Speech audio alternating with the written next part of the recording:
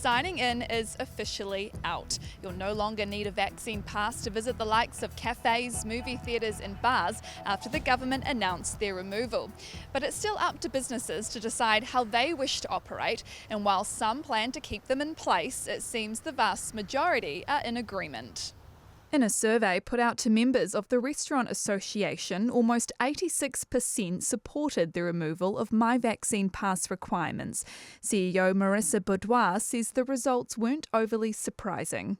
Well, look, our association stands by what the majority of our members are in support of, and so we are clearly standing in the position where we're happy to see these restrictions and requirements being eased. It comes as some experts warn from a health perspective that it's too soon to drop passes, but almost 60% of business owners in the sector wanted more restrictions to be eased, calling for the removal of mask mandates for front of house staff. I think that the majority of our businesses are supportive of these measures to keep, their team safe.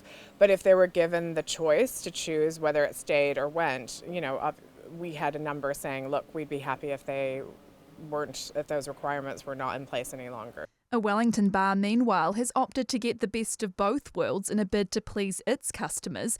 Monday to Wednesday, they'll enforce vaccine passes, while the back end of the week and weekend will be open to all.